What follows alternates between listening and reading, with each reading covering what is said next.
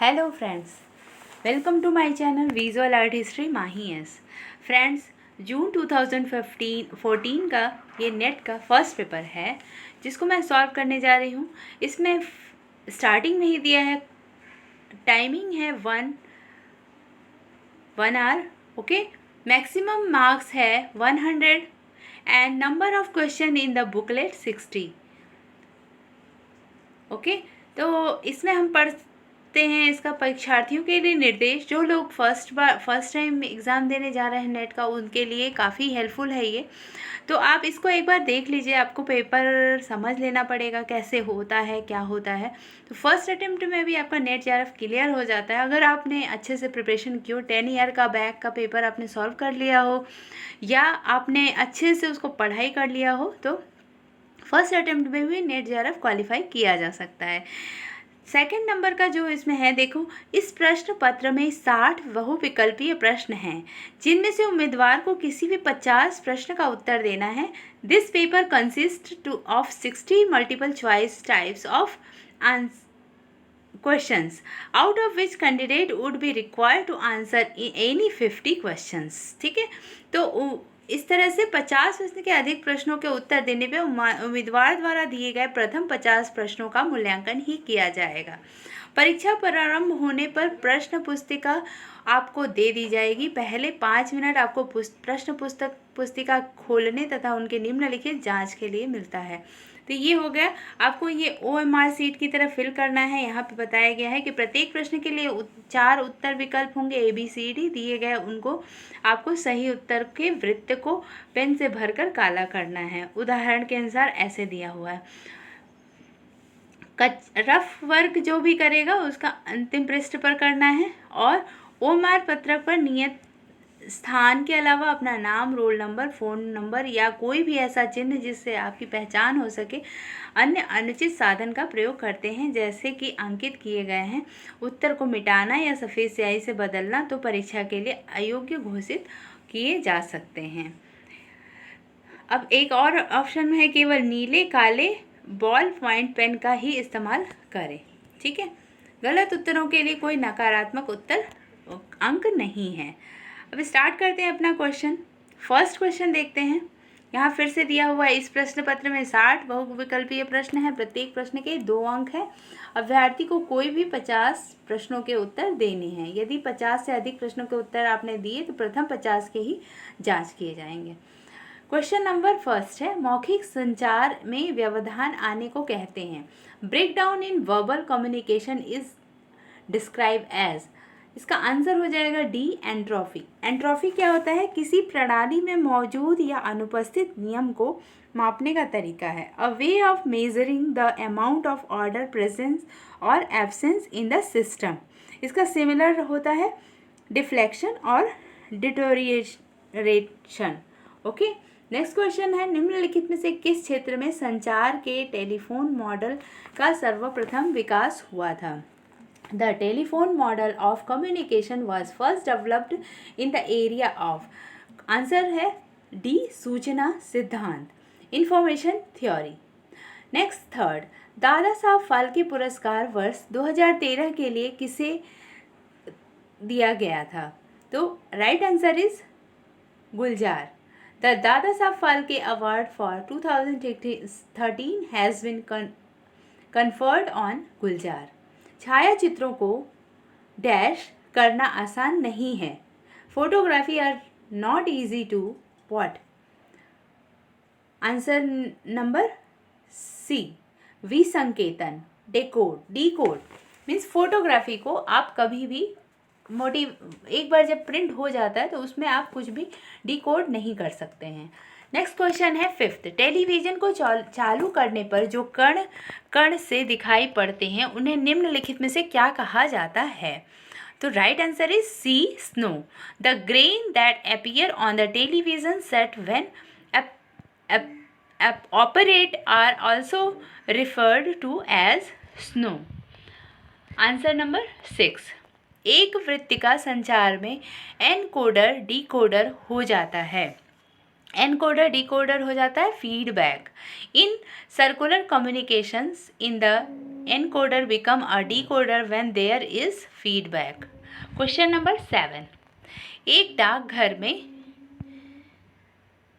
₹7, ₹8 और ₹10 मूल्य वर्ग की टिकटें उपलब्ध हैं। वह कौन सी राशि है जिससे ये टिकटें नहीं खरीदी जा सकती?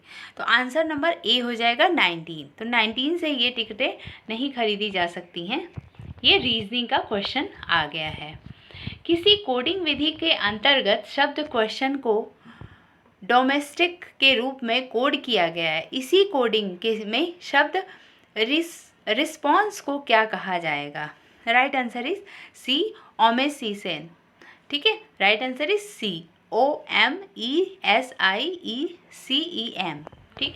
क्वेश्चन नंबर 9, यदि श्रृंखला 4, 5, 8, 13, 14, 17, 22 को इसी ढंग से चालू रखा जाए, निम्नलिखित में से इस श्रृंखला में कौन सा आंकड़ा नहीं आता है?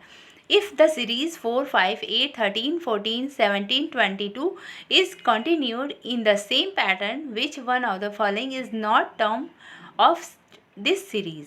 तो इसका आंसर हो जाएगा आपका 9 का C, 33 नहीं आएगा, 31, 32, 35 आएगा और 33 नहीं आएगा। इसका आप सीक्वेंस एक बार चेक कर लेंगे। 4, 5, 8 में 4, 5, 1 है डिफरेंस, 5, 8 में 3 है, 8, 13, इस तरीके से आपका ये सीक्वेंस चलता चला जाएगा जिसमें 33 नहीं आएगा।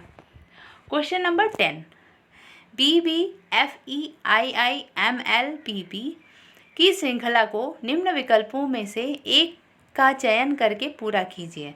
Complete the series BBFEIIMLPP by choosing one of the following option given। तो TS, ST, RS, RS, SR। तो BBFE, EF होता है, II, LM, LM को MNL कर दिया, तो PP, फिर आपको क्या करना है? TS। Right answer is ATS हो जाएगा। ठीक है, क्योंकि ST होता है, यहाँ पे TS हमारा श्रृंखला के हिसाब से चलेगा। एक आदमी ने अपने घर से दक्षिण की ओर चलना शुरू किया। 6 किलोमीटर चलने के पश्चात वह अपनी बाईं ओर मुड़ा और 5 किलोमीटर चला। फिर वह बाईं ओर मुड़कर 3 किलोमीटर चला। वह फिर अपनी बाईं ओर मुड़ा और 9 किलोमीटर तक चलता रहा। अपने घर से वह कितनी दूर है? तो right answer is C, 5 kilometre हो जाएगा। एक बार आप इसको सॉल्व करके देख लेना। क्वेश्चन नंबर 12, एक आदमी 50 से 99 तक के सभी आंकड़ों को लिखता है, मगर ऐसा करते हुए वह 2 तथा 7 को छोड़ता जाता है। उसने गिनती में कितने आंकड़े लिखे?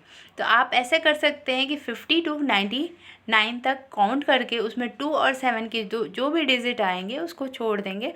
तो इसका ऑप्शन आ जाएगा आपका 32। एक बार चेक कर लेना। जिस प्रकार किसी सेना को छोटी छोटी टुकड़ियों में बांटने से सेना की शक्ति क्षीण हो जाती है, उसी प्रकार यदि किसी हीरे को छोटे छोटे टुकड़ों में काट दिया जाए तो उसके मूल्य में ह्रास हो जाएगा। उपयुक्त युक्ति को कहा जाता है, इसको क्या कहा जाएगा? Right answer is A, सादृश्यता। If a large diamond is cut up into little bits, it will lose its value just as an army is divided up into small units of soldiers, it loses its strength. The argument put above may be called as analogical। नीचे कुछ तार्किक युक्ति के लक्षण दिए गए हैं। उस कूट का चयन कीजिए जो कि ऐसी विलक्षणता को दर्शाता है जो अपने में आगमनात्मक न हो। तो इसमें आगमनात्मक न हो, तो राइट आंसर इज C, निष्कर्ष अंततः आधारिका से निकलता है। ये आपका सही नहीं है। आप आधारिका से निष्कर्ष के निकलने का दावा किया जा सकता है। निष्कर्ष कारणात्मक संबंध पर आधारित होता है, निष्कर्ष प्रेक्षण और प्रयोग आधारित होता है। तो ये आपका जो C है ये आगमनात्मक नहीं है। यदि दो प्रस्ताव हो जिनका कर्ता और कर्म शब्द एक से है तो उन दोनों को सही माना जा सकता है, परंतु ये दोनों गलत नहीं हो सकते। इन दोनों प्रस्तावों के बीच के संबंध को क्या कहते हैं? राइट आंसर इज सी, उपविरोधी। If two propositions having the same subject and predicates terms can both be true but cannot be both be false, the relation between those two proposition is called contrary. Okay, next question number 16। नीचे दो आधार वाक्य लिखे गए हैं और इनमें नीचे निकले 4 निष्कर्ष भी दिए गए हैं। उस कूट का चयन कीजिए जो आधार वाक्यों अलग और संयुक्त रूप से एक दर्शाए कि ये निष्कर्ष सही रूप से प्रदत्त आधार वाक्यों से ही प्राप्त हुए हैं। तो इसमें है सभी कुत्ते स्तनधारी हैं, कोई बिल्ली कुत्ता नहीं है। दोनों डिफरेंट चीज़ें हैं, तो इसका राइट आंसर क्या हो जाएगा? इसमें दिखा है कोई बिल्ली स्तनधारी नहीं है, कुछ बिल्लियाँ स्तनधारी हैं, कुछ कुत्ता बिल्ली नहीं है, कोई भी कुत्ता गैर स्तनधारी नहीं है। तो इसमें साफ साफ लिखा है सभी कुत्ते स्तनधारी हैं, कोई बिल्ली कुत्ता नहीं है। तो right answer is C, third and fourth. कोई कुत्ता बिल्ली नहीं है मीन्स दोनों जो स्टेटमेंट्स है बिल्कुल अलग है। कोई भी कुत्ता गैर स्तनधारी नहीं है मीन्स सारे कुत्ते स्तनधारी हैं। नेक्स्ट क्वेश्चन है, नीचे एक रेखा चित्र दिया जा रहा है जिसमें 3 वृत्त हैं ए बी सी जो कि परस्पर संबद्ध है। वृत्त ए भारतीयों के किसी वर्ग का प्रतिनिधि है, बी वृत्त वैज्ञानिकों का प्रतिनिधित्व करता है और वृत्त सी राजनीतिज्ञों का प्रतिनिधित्व करता है। तो पी क्यू आर एस विभिन्न क्षेत्रों को दर्शाते हैं। उस कूट का चयन कीजिए जो उस क्षेत्र को दर्शाते हों जिनमें भारतीय वैज्ञानिक जो राजनीतिज्ञ न हो रहते हों। तो इसका राइट आंसर हो जाएगा क्वेश्चन नंबर 17, केवल एस। ठीक है, तो केवल एस जो है पार्ट ए बी है आपका, जिसमें साफ साफ दिया है कि ए बी और सी जो परस्पर संबंध है, ए भारतीयों के किसी वर्ग को प्रतिनिधित्व करता है और बी वैज्ञानिकों की प्रतिनिधित्व करता है। तो ए बी का जो बीच का सेंटर बन रहा है एस, वो हो जाएगा इसका राइट आंसर। तो क्वेश्चन क्या पूछा है, इस कूट का चयन कीजिए जो उस क्षेत्र को दर्शाता है जिसमें भारतीय वैज्ञानिक जो राजनीतिज्ञ ना हो रहते हों। ठीक है, जो राजनीतिज्ञ ना हो, राजनीतिक कौन सा है? सी वाला है। सी राजनीतिज्ञों का प्रतिनिधित्व करता है, इसलिए सी का बॉल जिस सर्कल में नहीं आ रहा है मीन्स एस है, तो वो हो जाएगा राइट आंसर, केवल एस बी। अब ये तालिका वाला क्वेश्चन है। निम्न तालिका को ध्यान से पढ़िए। इस तालिका के आधार पर प्रश्न संख्या 18 से 22 तक के उत्तर दीजिए। स्रोत के अनुसार किसी देश में शुद्ध सिंचित क्षेत्रफल 1000 हेक्टेयर। ठीक है, तो क्वेश्चन नंबर 18 हम देखते हैं।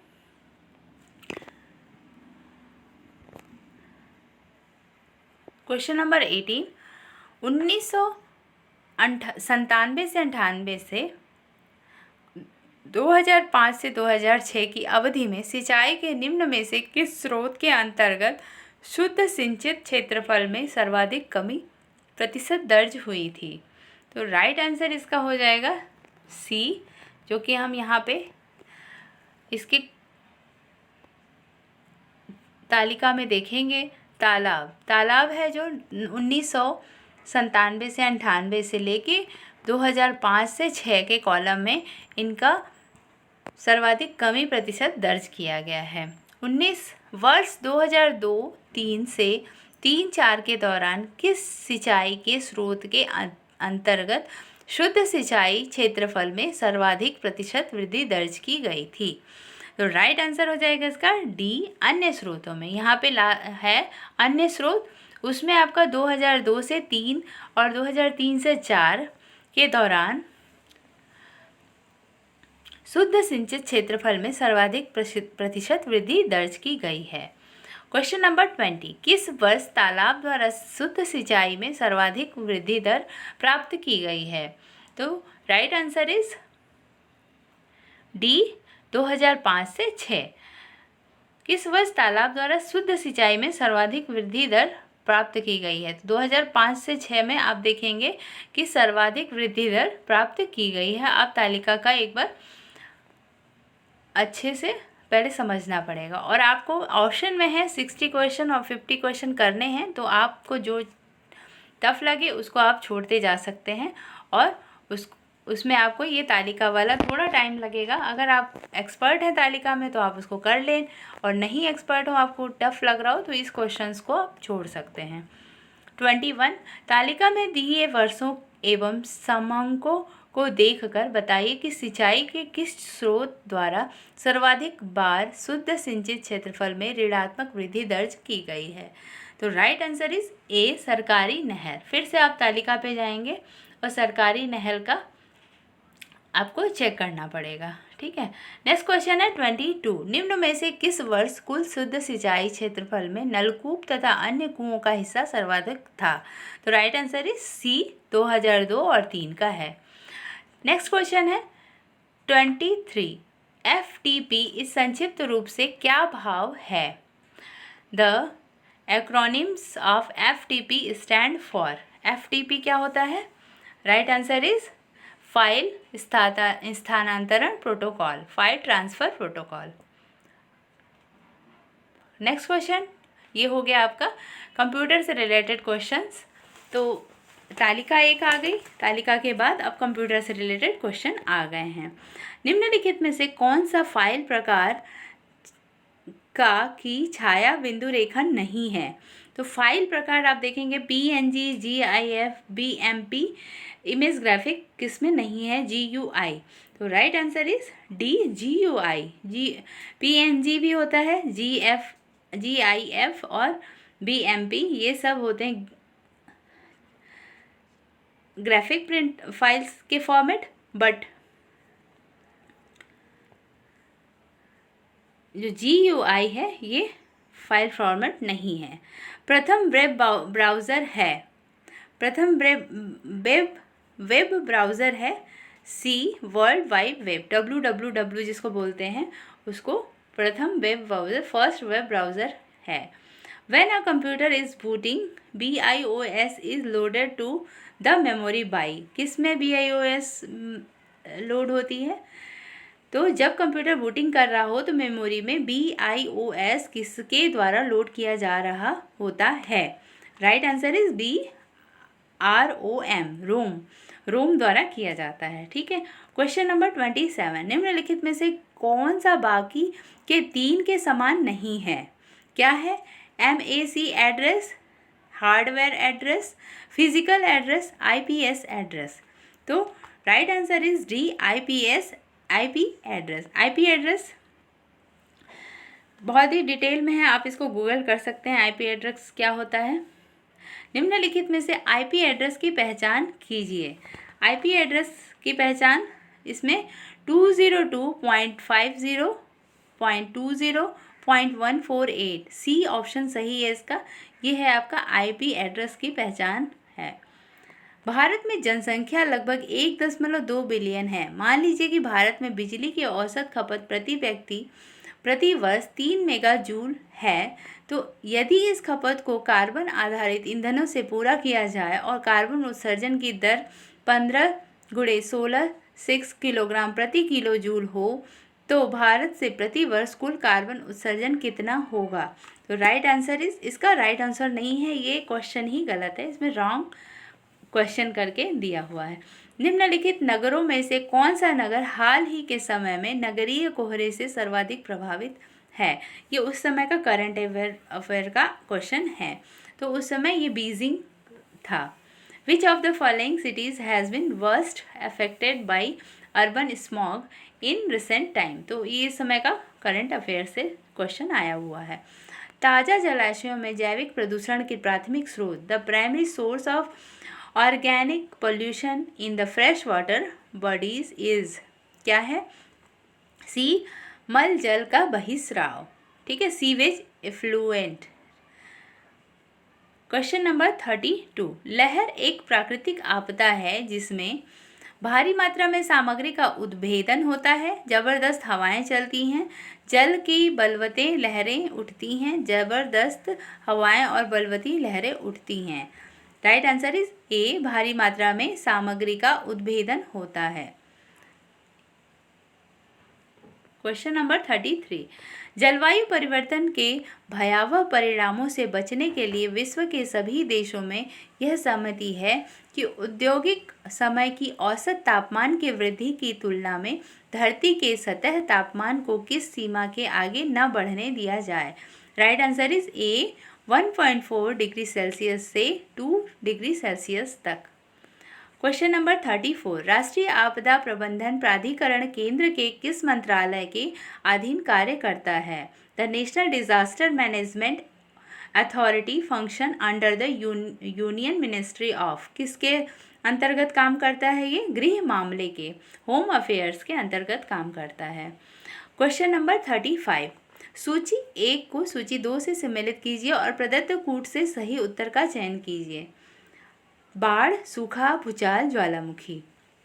पर्याप्त अवधि में वर्षा का होना क्या होता है ये राइट आंसर इज, इसका हो जाएगा आपका 35 का ए, जिसमें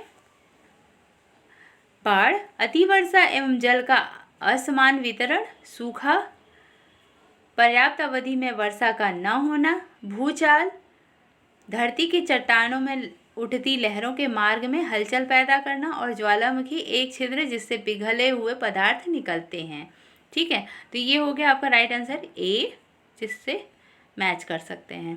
क्वेश्चन नंबर 36, निम्नलिखित ग्रीन हाउस गैसों में कौन सी वायुमंडल में लघुत्तम लहर तक ठहर पाती है।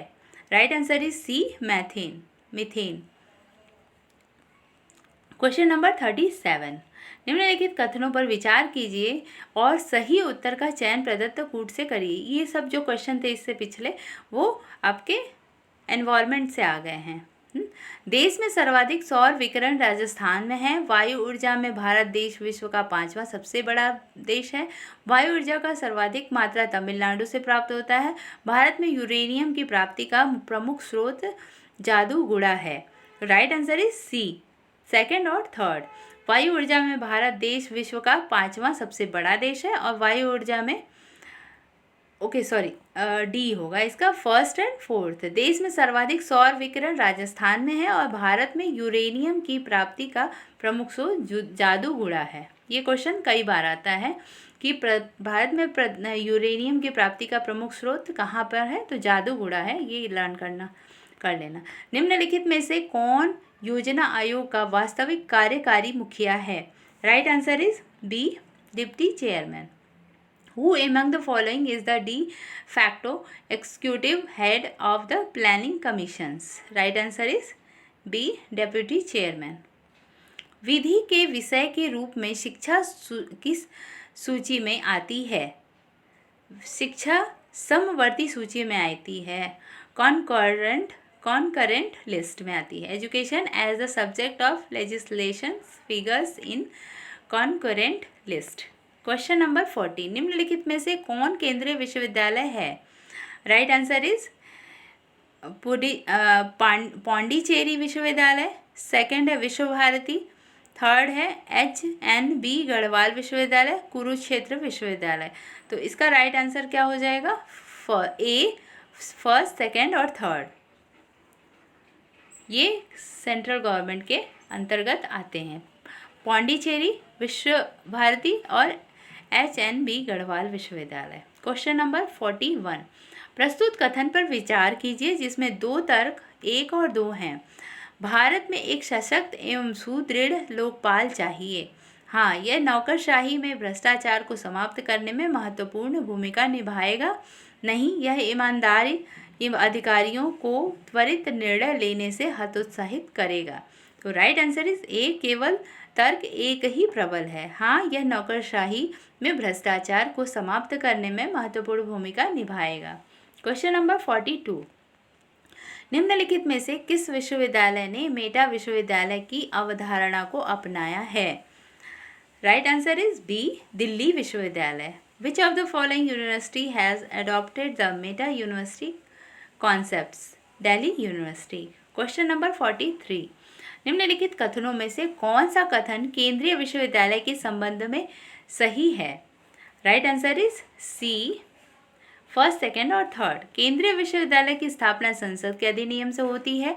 भारत के राष्ट्रपति केंद्रीय विश्वविद्यालय के विजिटर होते हैं और राष्ट्रपति विश्वविद्यालय की कार्यकारिणी समिति एवं प्रबंधक बोर्ड के कुछ सदस्यों को मनोनीत कर सकता है। तो ये हो गया आपका 43rd क्वेश्चन नंबर। 44, निम्नलिखित में से किसे अभिप्रेरित शिक्षण का संकेत माना जाता है? अब 44 से आपका ये एजुकेशन, हायर एजुकेशन के रिसर्च मेथोडोलॉजी से क्वेश्चन है। अभिप्रेरित शिक्षण का संकेत माना जा सकता है। राइट आंसर इज ए, विद्यार्थी अध्यापक से प्रश्न पूछते हैं। Which one of the following is considered as sign of motivated teaching? Student asking questions. ये हो गया ऑप्शन ए। निम्नलिखित में से शिक्षण को सर्वोत्तम ढंग कौन सा है? शिक्षण का सर्वोत्तम ढंग कौन सा है? तो डिमॉन्स्ट्रेशन, निरूपण। विच one of the following is the best method of teaching? Demonstration, निरूपण। जब आप कोई चीज़ करके आप समझाते हैं, प्रैक्टिकल बेस पे करते हैं, तो वो शिक्षण का सर्वोत्तम ढंग होता है। डिस्लेक्सिया संबंधित है। डिस्लेक्सिया किससे संबंधित है? पठन विकृति से होता है। Reading disorders. Right answer is C. Question number 47, मानव संसाधन विकास मंत्रालय द्वारा स्नातक पूर्व पाठ्यक्रमों के लिए ई कंटेंट बनाने का कार्य निम्नलिखित में से किसे सौंपा गया है? तो right answer is B, consortium for education communication को दिया गया है। क्वेश्चन नंबर 48, कक्षा के संचार को सामान्यतया समझा जाता है कि यह होगा, क्या होगा? राइट आंसर इज सी, भावात्मक, affective. Classroom communication is normally considered as affective. ठीक है, सी हो गया भावात्मक, एफेक्टिव। निम्नलिखित में से किसने चिंतन फलक पिरामिड की अवधारणा को स्थापित किया था? Who among the following propounded the concept of paradigm? Right answer is C, Thomas Kuhn. एक थीसिस, शोध प्रबंध में चित्र एवं तालिकाएं रहती हैं।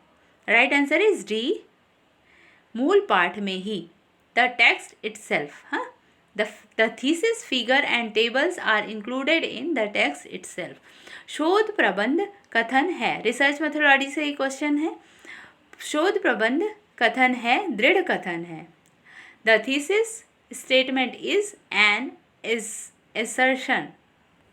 क्वेश्चन नंबर 52, मैक्स वेबर के अनुसंधान उपागम में यह समझने के लिए कि लोग प्राकृतिक विन्यास में अर्थों का बोध कैसे करते हैं कि पहचान निम्नलिखित में से किस रूप में की जाती है? राइट आंसर इज डी, विवेचनात्मक चिंतन फलक के रूप में की जाती है, इंटरप्रिटेटिव पैराडिग्म। हाँ, the research approach of Max Weber to understand how people create meaning in natural settings in identified as interpretative paradigm। Next question है 53, निम्नलिखित में से कौन सा गैर संभाव्यता प्रतिदर्श है? राइट आंसर इज बी, सौदेश्य। Which one of the following is non probability sampling? क्या है? परपोजिव। ठीक है। क्वेश्चन नंबर 54, मूल्यांकन के उस वर्ग की पहचान कीजिए जो विद्यार्थियों के शिक्षा काल के दौरान उनके सीखने की प्रगति को जांचने के लिए निरंतर फीडबैक देता है। राइट आंसर इज सी, रचनात्मक, फॉर्मेटिव।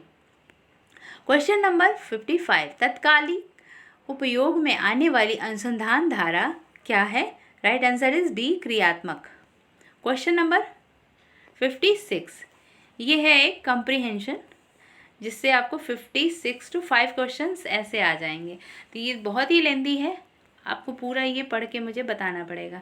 हिंदी में पहले बता देती हूँ। पारंपरिक भारतीय मूल्यों का अवलोकन वैयक्तिक और परिसीमित भौगोलिक क्षेत्र में बसे लोगों अथवा समूहों जो समान नेतृत्व प्रणाली का लाभ उठाते हैं जिसे हम राज्य कहते हैं, दोनों के दृष्टिकोण से किया जाना चाहिए। विभिन्न ऐतिहासिक उद्गम स्थलों के सामाजिक समूह जो एक दूसरे से भौगोलिक, आर्थिक और राजनीतिक भाव से जुड़े हुए हैं, परंतु सामाजिक रूप से विचारात्मक अथवा भाषात्मक आधार पर आत्मीकृत नहीं हैं, फिर भी वे शांतिपूर्वक अथवा अत्यंत शांतिपूर्वक सह अस्तित्व के भावना से रहते हैं, जो भारत राज्य की मुख्य विशेषता है।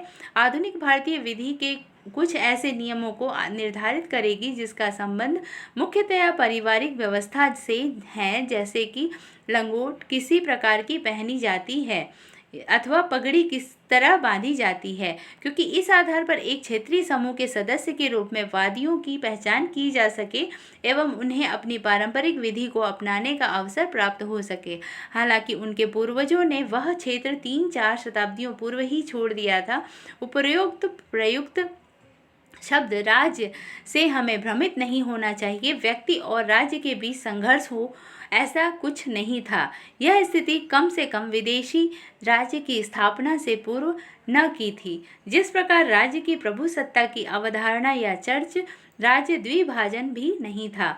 आधुनिक भारत के धर्मनिरपेक्षता की एक विशिष्ट लक्षण यह है कि राज्य से यह अपेक्षा है कि प्रत्येक धर्म को न्यायजनक आदर व समर्थन प्राप्त होगा। भारत की सुविख्यात सहनशीलता के इस अभिमंत्रित पहलुओं ने भारतीय शासकों ने धार्मिक समूहों पर कदाचित ही अत्याचार किया। यह अपवाद न होकर नियम था। 16वीं शताब्दी में भारत के पश्चिमी तट का भ्रमण करने वाले पुर्तगाली व अन्य यूरोपीय आगंतुकों को एकदम प्रभावित किया। इस प्रकार से व अन्य प्रकार से उन पर पड़ने वाले प्रभावों के फलस्वरूप ही थॉमस मोर की रचना यूटोपिया के मूल ढांचे की रचना की गई। आधुनिक भारत में ऐसा कुछ अधिक नहीं है जो यूटोपियन आदर्श प्रतीत हो, परंतु मानदंडों की आत्मनिविष्टता पर बल देना, धर्मांधता एवं संस्थागत मानव व प्राकृतिक संसाधनों के शोषण की अनुपस्थिति, यह ऐसे दो प्रमुख तत्व हैं जो भारत की वास्तविकता और परंपराओं को यूटोपिया आदर्श राज्य से जोड़ते हैं। ये हो गया आपका एक, आपने गद्यांश पढ़ लिया। निम्नलिखित में से भारत राज्य का विशिष्ट लक्षण कौन सा है? तो आप इसको, अगर आपने इसको ध्यान से पढ़ा है तो आप इसको क्वेश्चन को आंसर इसी में से आपको लगाना है। विभिन्न ऐतिहासिक उद्गम स्थलों के सामाजिक समूहों जो एक दूसरे से भौगोलिक, आर्थिक और सामाजिक एवं राजनीतिक भाव से जुड़े हुए हैं का शांतिपूर्ण सह अस्तित्व है। तो राइट आंसर इसका हो जाएगा बी। क्वेश्चन नंबर 57, लेखक ने राज्य शब्द का प्रयोग किस अर्थ पर बल देते हुए किया है? राइट आंसर इज बी, किसी निश्चित समय काल एक राज्य और व्यक्ति के बीच किसी संघर्ष का न होना, राज्य के शब्द का बल दिया है। निम्नलिखित में से आधुनिक भारत की धर्मनिरपेक्षता का मुख्य लक्षण कौन सा है? तो राइट आंसर इज ए, धार्मिक आधार पर भेदभाव न करना। क्वेश्चन नंबर 59, निम्न में से थॉमस मोर की यूटोपिया का मूल ढांचा किससे प्रेरित था? राइट आंसर इज ए, धार्मिक सहनशीलता की भारतीय परंपरा से। आधुनिक भारत का मुख्य लक्षण कौन सा है? तो राइट आंसर इज डी, धर्मांधता की अनुपस्थिति। तो राइट आंसर इज, आपने देख लिया, क्वेश्चन नंबर 60 कंप्लीट हो गया है। अब इसमें आपको 50 क्वेश्चन ही करने हैं और आपने एक क्वेश्चन का एक प्रारूप देख लिया कैसे क्वेश्चन आता है। तो फर्स्ट पेपर आपका काफ़ी अच्छे से सॉल्व करा दिया। अभी 10 इयर्स के, लास्ट 10 इयर्स के पेपर मैं सॉल्व कराऊंगी। Thank you for watching my video. Keep watching, keep learning और लाइक शेयर सब्सक्राइब ज़रूर करिएगा। वीडियो कैसी लगी कमेंट ज़रूर करना। Thank you for watching.